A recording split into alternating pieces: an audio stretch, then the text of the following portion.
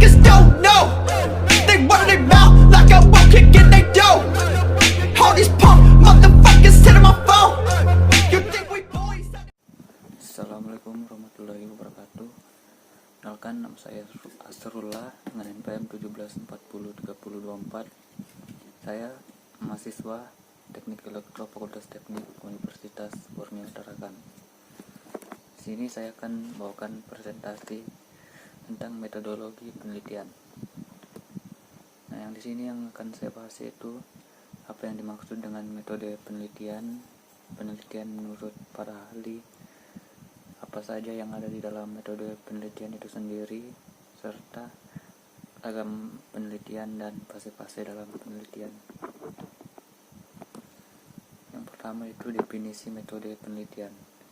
Metode penelitian adalah langkah yang dimiliki dan dilakukan oleh peneliti dalam rangka untuk mengumpulkan informasi atau data serta melakukan investigasi pada data yang telah didapatkan tersebut. Metode penelitian memberikan gambaran rancangan penelitian yang meliputi antara lain prosedur dan langkah-langkah yang harus ditempuh, waktu penelitian, sumber data, dan dengan langkah apa data-data tersebut diperoleh dan selanjutnya diolah dan dianalisis. Nah, selanjutnya pengertian menurut para ahli. Yang pertama, Sudarwan, Danim, dan Darwis. Secara etimologis, istilah riset berasal dari dua kata, yaitu re dan share.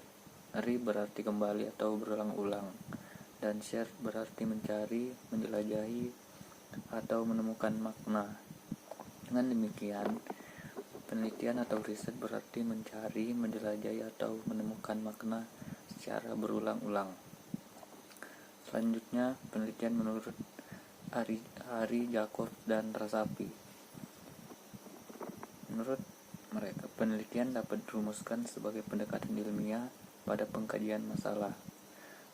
Penelitian merupakan usaha sistematis dan objektif untuk mencari pengetahuan yang dapat dipercaya.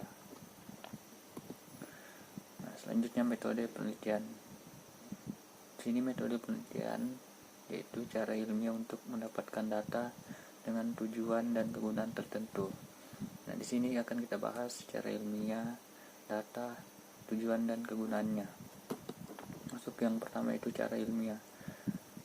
Cara ilmiah itu kegiatan penelitian didasarkan pada ciri-ciri keilmuan, yaitu rasional, empiris, dan sistematis. Di sini rasional yaitu kegiatan penelitian dilakukan dengan cara-cara yang masuk akal sehingga terjangkau oleh penalaran manusia. Empiris yaitu cara-cara yang digunakan dapat diamati oleh panca indera sehingga orang lain dapat mengamati dan mengetahui cara-cara yang digunakan tersebut. Sistematis yaitu proses yang digunakan dalam penelitian menggunakan langkah-langkah tertentu yang bersifat logis. Selanjutnya data. Data di sini adalah segala fakta dan angka yang dapat dijadikan bahan untuk menyusun suatu informasi. Data yang diperoleh melalui penelitian adalah data empiris yang mempunyai kriteria valid, reliabel, dan objektif. Selanjutnya tujuan dari penelitian yaitu ada 3. Pertama, penemuan, pembuktian, serta pengembangan. Penemuan di sini yaitu data yang diperoleh dari penelitian tersebut benar-benar baru, yang sebelumnya belum pernah diketahui. Pembuktian di sini yaitu data yang diperoleh digunakan untuk pembuktian adanya keraguan terhadap informasi atau pengetahuan tertentu. Selanjutnya pengembangan di sini yaitu memperdalam dan memperluas pengetahuan yang telah ada. Selanjutnya kegunaan penelitian. Kegunaan penelitian di sini ada 3 yaitu memahami masalah, memecahkan masalah, serta mengantisipasi masalah. Dalam memahami masalah di sini yaitu dengan memperjelas suatu masalah atau informasi yang tidak diketahui selanjutnya menjadi tahu. Memecahkan masalah yaitu meminimalkan atau menyelesaikan masalah dan mengantisipasi masalahnya itu dengan mengupayakan agar masalah tidak terjadi. Di sini ragam penelitian. Ragam penelitian di sini yaitu penelitian diklasifikasikan menjadi bermacam-macam.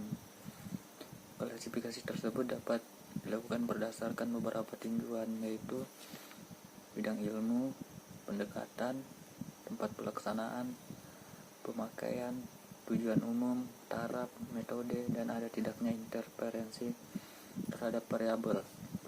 Nah, pada ini klasifikasinya akan kita bahas satu persatu, yaitu yang pertama bidang ilmu. Bidang ilmu di sini seperti bidang pendidikan, kedokteran, keperawatan, kebidanan, ekonomi, pertanian, dan seterusnya. Dan selanjutnya penelitian berdasarkan pendekatan, yaitu penelitian dapat dibedakan menjadi kuantitatif dan kualitatif. Masing-masing pendekatan tersebut memiliki paradigma, asumsi, dan karakteristik sendiri-sendiri. Kedua pendekatan tersebut dapat dilakukan dengan cara simultan dan saling mengisi sesuai dengan kebutuhan, sehingga dapat diwujudkan proses penelitian yang komprehensif. Nah, selanjutnya klasifikasi yang ketiga yaitu tempat pelaksanaan. Tempat pelaksanaan di sini ada 3, saya ambil contoh, yaitu seperti pada perpustakaan, laboratorium, atau terjun langsung ke lapangan. Selanjutnya yaitu penelitian berdasarkan pemakaiannya. Yang pertama itu penelitian murni, merupakan penelitian yang dilakukan dengan maksud hasil penelitian tersebut dipakai untuk mengembangkan dan memverifikasi teori-teori ilmiah.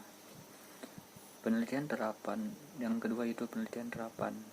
Penelitian terapan merupakan ragam penelitian di mana hasilnya diterapkan berkenaan dengan upaya pemecahan masalah. Klasifikasi yang selanjutnya itu tujuan umum. Nah, dalam tujuan umum ini terdapat penelitian eksploratif. Penelitian eksploratif adalah penelitian yang dilakukan dengan tujuan untuk mengeksplorasi fenomena yang menjadi sasaran dari penelitian tersebut. Selanjutnya penelitian pengembangan. Penelitian pengembangan adalah penelitian yang dilakukan untuk mengembangkan suatu konsep atau prosedur tertentu. Selanjutnya penelitian verifikatif. Penelitian verifikatif merupakan penelitian yang dilakukan dengan tujuan membuktikan kebenaran suatu teori pada waktu dan tempat tertentu. Klasifikasi selanjutnya itu taraf. Penelitian berdasarkan tarafnya. Dalam penelitian berdasarkan tarafnya terdapat 2, yaitu penelitian deskriptif dan analitik. Penelitian deskriptif di sini merupakan penelitian pada taraf mendeskripsikan variabelnya yang diteliti tanpa dilakukan analisis dalam keterkaitannya dengan variabel lain. Sedangkan penelitian analitik ini penelitian yang dilakukan bukan sekedar mendeskripsikan variabel penelitian, tetapi dilakukan analisis dalam hubungannya antar variabelnya. Selanjutnya penelitian berdasarkan ada tidaknya berdasarkan metodenya. Berdasarkan metode sini ada 2, yaitu penelitian longitudinal dan penelitian cross seksional. Nah, penelitian longitudinal di sini yaitu penelitian dengan metode yang membutuhkan waktu yang lama, berbulan-bulan bahkan bertahun, secara berkesinambungan.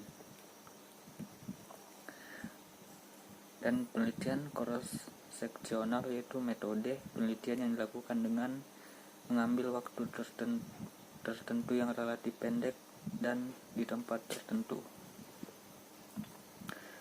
Selanjutnya, penelitian berdasarkan intervensi terhadap variabelnya. Di sini terdapat dua, yaitu eksperimen dan non-eksperimen. Eksperimen di sini penelitian yang dilakukan melalui intervensi atau perlakuan terhadap variabel tertentu. Sedangkan non-eksperimen penelitian yang dilakukan terhadap penelitian yang tidak dilakukan pada variabel tertentu. Selanjutnya itu fase-fase atau periode dalam pelaksanaan penelitian.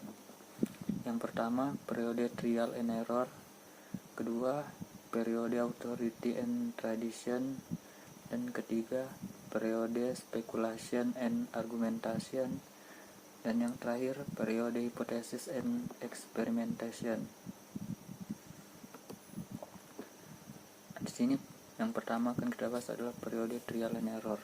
Nah, dalam periode ini orang menyusun ilmu pengetahuan dengan cara mencoba berulang kali sampai dijumpai suatu pemecahan masalah yang dianggap memuaskan. Selanjutnya, periode authority and tradition. Nah, pada periode ini kebenaran ilmu pengetahuan didasarkan atas pendapat para pemimpin atau penguasa waktu itu. Pendapat itu dijadikan ajaran yang harus diikuti begitu saja oleh rakyat banyak, dan mereka harus menerima bahwa ajaran tersebut benar. Selanjutnya, periode speculation and argumentation. Pada periode ini, ajaran atau doktrin para pemimpin atau penguasa serta tradisi yang bercakap dalam kehidupan masyarakat mulai menggunakan dialektika untuk mengadakan diskusi dalam memecahkan masalah untuk memperoleh kebenaran. Dan yang terakhir itu periode hypothesis and experimentation. Nah, pada periode ini orang atau peneliti tersebut mulai mencari rangkaian tata cara untuk menerangkan suatu kejadian yang telah ditelikinya. Mula-mula membuat dugaan-dugaan atau hipotesis-hipotesis, kemudian mengumpulkan fakta-fakta, kemudian dianalisis dan diolah, hingga akhirnya ditarik kesimpulan. Selanjutnya, fakta-fakta tersebut diperoleh dengan eksperimen atau observasi serta dokumen-dokumen. Ya, mungkin itu saja yang dapat saya sampaikan, kurang dan lebihnya mohon dimaafkan.